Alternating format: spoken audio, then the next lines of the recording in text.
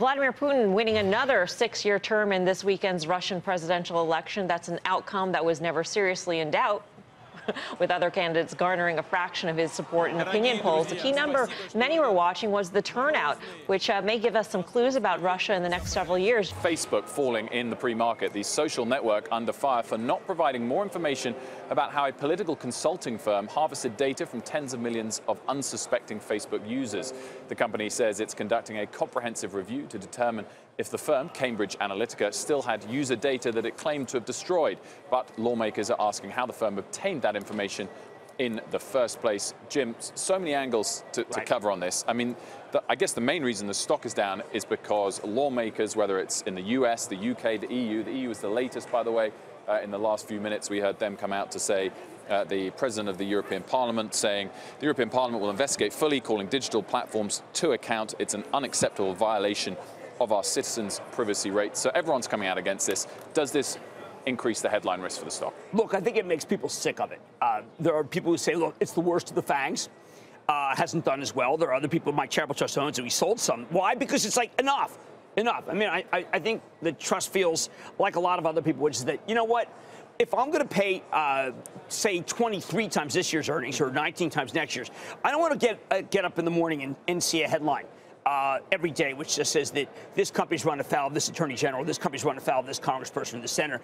And I also think that there's a sense of why isn't Facebook more aware that the power that it has, it makes it so that they seem naive. Uber suspending its self-driving car testing after the first known fatality with a pedestrian. Deirdre Bosa has the latest for us. Deirdre? Hey, Kelly. Well, it happened around 10 p.m. last night in Tempe, Arizona. According to the police department there, a woman was walking across the street when an autonomous Uber vehicle hit and killed her. The National Transportation Safety Board is conducting an investigation into the accident, and Uber is halting all of its self-driving car programs in San Francisco, Pittsburgh, Phoenix, and Toronto.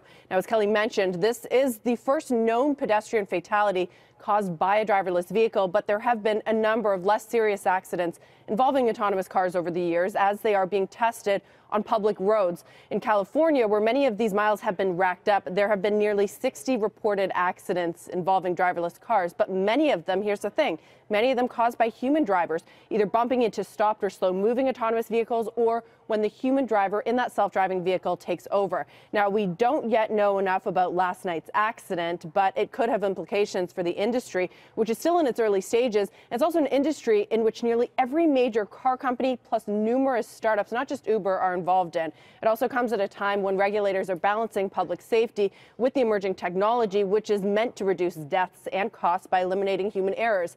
It also comes, Kelly, as states are starting to consider allowing companies to test cars without that safety driver. The fallout over Facebook's data scandal continuing this morning. There are reports that Facebook's security chief, Alex Stamos, is leaving the company. Josh Lipton joins us now with the details. Hi, Josh. Melissa, investors have a lot of questions for Facebook's Mark Zuckerberg and Sheryl Sandberg, but there's another senior executive at the social media giant now at the very center of this latest controversy, Alex Stamos. Facebook's security chief now plans to step down, as you mentioned, Melissa, from his post in August, according to reports. In a tweet, Stamos said he was still employed, but that his role had changed to, quote, exploring emerging security risks and working on election security. Facebook did not immediately respond to requests for comment. Stamos tweeted several times over the weekend in the aftermath of reports detailing Cambridge Analytica's use of data, saying that big tech companies have been too optimistic, he said, about what they build and the impact of those products. Stamos has apparently been fighting with other Facebook execs about how much the company should have been disclosing about the efforts of Russian-backed propagandists to manipulate the platform. Stamos wanted more disclosure, which reportedly conflicted with a more cautious approach advocated by Facebook's policy team. Speaker Paul Ryan just wrapping up the House GOP Leadership Weekly News Conference. Elon Muiz in D.C. with the latest. Elon. Hey guys, the waiting game does continue here on Capitol Hill. Republicans expected to release the details of a spending package to fund the government over the next 2 years before midnight tonight. House Speaker Paul Ryan says they will meet the Friday deadline to avert a government shutdown and that no additional stopgap funding measure will be needed. However, there are still some open items that are being negotiated, including border security and immigration, as well as a potential bill that would toughen background checks for purchasing a gun. House Speaker Paul Ryan also saying that he received assurances from President Trump on a separate matter, the Mueller investigation, saying that President Trump will not fire Robert Mueller. He has heard that directly from the White House. So again, a waiting game here on Capitol Hill as Congress once again tries to avert another government shutdown. Saudi Crown Prince Mohammed bin Salman wrapping up a visit with President Trump at the White House. Eamon Javers is live there. Eamon, what did they talk about? Yeah, hi, Michelle. Well, they talked about everything from business to international relations here. Both leaders here putting on a sales pitch mutually. The president even inviting the press pool in to have a look at the working lunch and give a few more additional statements. There you see the two men in the Oval Office for their meeting, both talking about the long diplomatic relations and military cooperation between the two countries. Here's what the president had to say on the visit here of Mohammed bin Salman to the White House. Saudi Arabia is a very wealthy nation, and they're going to give the United States some of that wealth, hopefully, in the form of jobs, in the form of the purchase of the finest military equipment.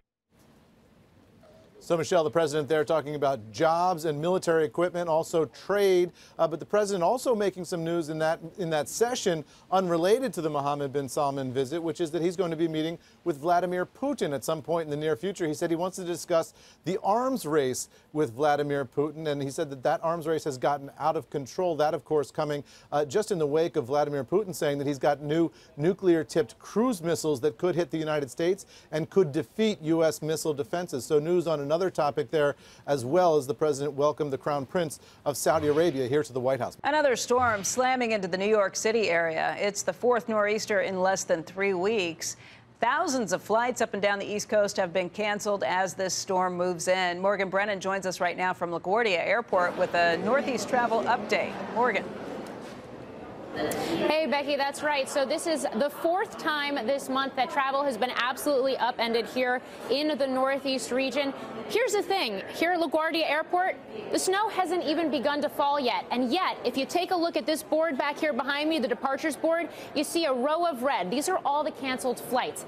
FlightAware says so far ahead of this snowstorm, we've got more than 3,300 flights into, out of, and around the U.S. that have already been canceled. So you might be wondering, without even a flurry outside, why are we seeing all these cancellations ahead of the storm? Well, experts say that airlines' abilities to get up and running after a major weather event hinges directly on preparation. And after 3 events already this month, the airlines are getting faster and more proactive about this. So you think fewer planes and crews that are stranded at an airport like LaGuardia, the faster service can resume. And it also means less cost accrued for the airlines. Mr. Chairman, welcome. Interesting changes in the forecast. A higher growth forecast, a full point above the long run. Lower unemployment, 7/10 below the long run, and yet very little change in inflation. What does that say about what you and the committee believe about the inflation dynamic? And how is it that in that context, you justify 3 rate hikes this year and ostensibly 3 next year, and a full $600 billion, I guess, annual rate decline in the balance sheet? Where's your biggest concern here? Is it in overkill when it comes to rates or underkill? So you're right that the outlook did improve, as I mentioned, and as was in your question. The committee's estimates of growth went up, the committee's estimates of unemployment went down, and there was a very slight increase in inflation. And I think that reflects essentially, if you think back to the era after the crisis, unemployment was 10%. It's now 4.1%.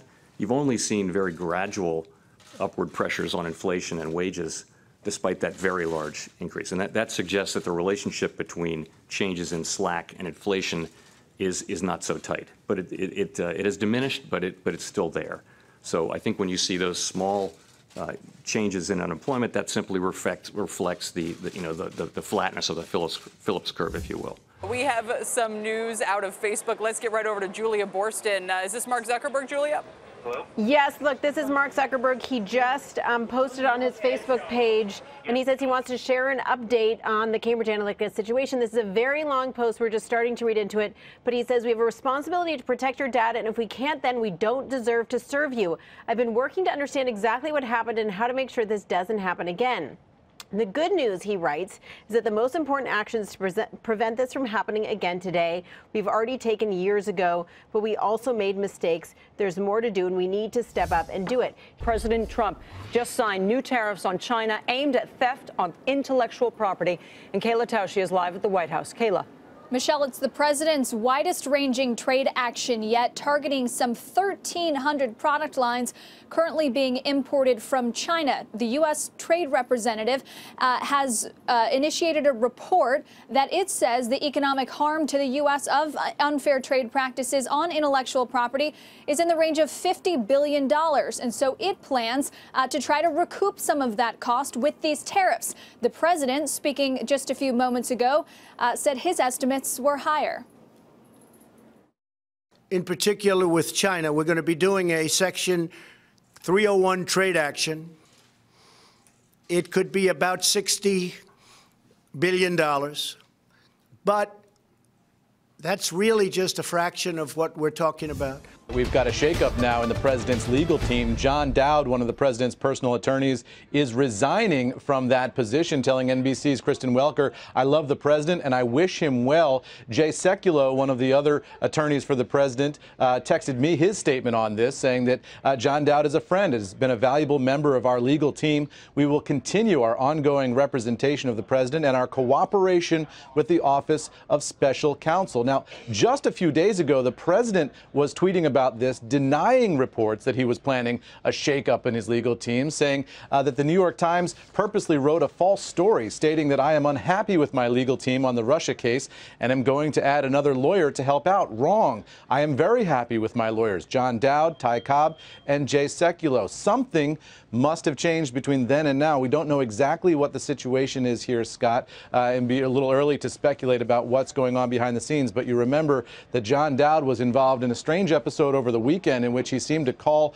for the end of the Mueller investigation and then gave different accounts of that to different media outlets, suggesting once that he was speaking on behalf of the president and then suggesting later that he was not, in fact, speaking on behalf of the president. So we'll have to get to the bottom of all of this, but nonetheless, a shakeup here in the legal team. The thinking is, at least initially, that this means that the president is going to get much more aggressive with the Mueller team and much more aggressive about this investigation into the Russia matter, Scott. Let's get down to Bob Pisani. He's on the floor with some more of the action, Bob.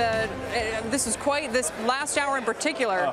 Pretty bad one. Yeah, we're ending essentially at the lows for the day. The market has a lot to digest, a lot of issues. It's not just one. Let me just show you the market problems, 4 or 5 of them, and they're all battering various sectors around. Number one, and most importantly, I think, are the trade war implications. Number 2, techs are faltering. There is no leadership because tech is not doing anything. Nothing is moving in to take its place, not industrials, not banks. Number 3, we've got bonds in a flight to safety. That's creating big problems for banks. And finally, we've got what I call an existential crisis in social media that's fluttering, not just in social media, fluttering through to technology in general. The final point I want to make is the volume. Here on the floor of the New York Stock Exchange, 900 million shares changing hands. That's a little bit heavier than normal, but it's not titanic. The big names that I watch, the big exchange-traded funds, Spider, the Russell 2000, for example, slightly higher than normal volume, but not unbelievable. The one exception I would point out, the triple Qs, the NASDAQ 100 ETF, that did have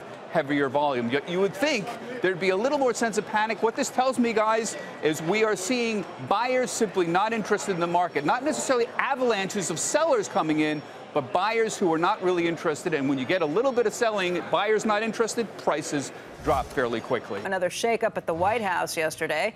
National Security Advisor H.R. McMaster is out. He will be replaced by former UN Ambassador John Bolton. And Eamon Javers has more on this story. Eamon, good morning.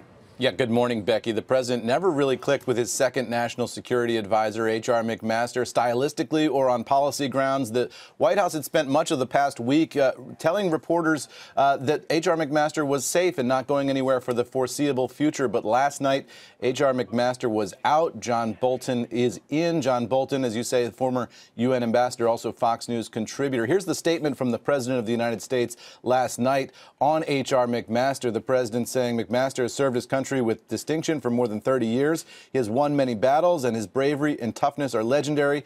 General McMaster's leadership of the National Security Council staff has helped my administration accomplish great things to bolster America's national security.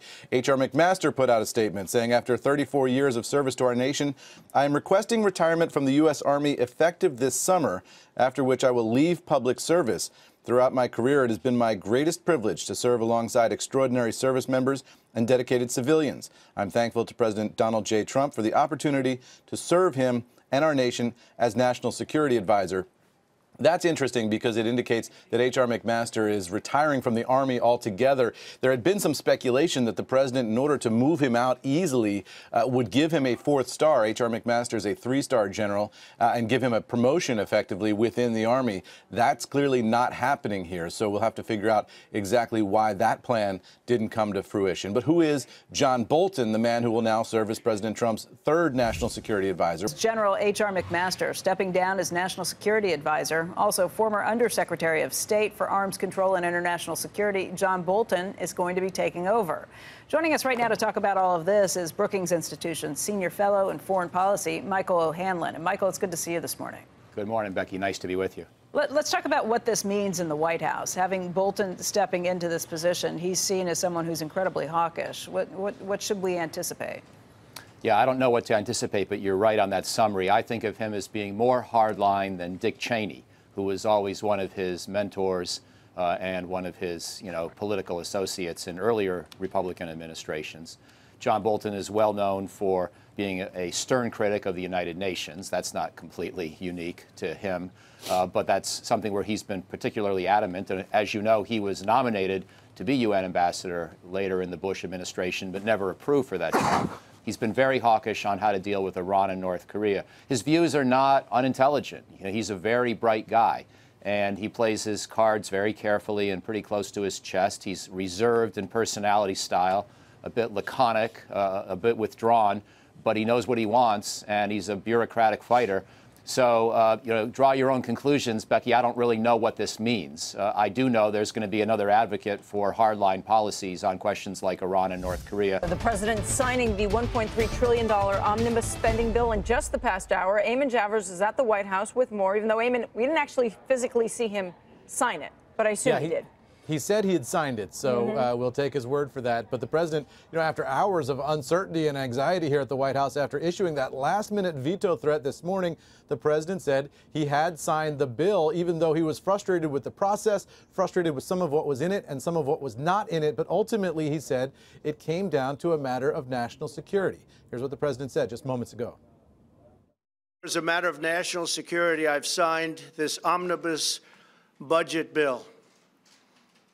There are a lot of things that I'm unhappy about in this bill. There are a lot of things that we shouldn't have had in this bill, but we were, in a sense, forced. If we want to build our military, we were forced to have. There are some things that we should have in the bill. But I say to Congress, I will never sign another bill like this again. I'm not going to do it again. Hey there, thanks for checking out CNBC on YouTube. Be sure to subscribe to stay up to date on all of the day's biggest stories. You can also click on any of the videos around me to watch the latest from CNBC. Thanks for watching.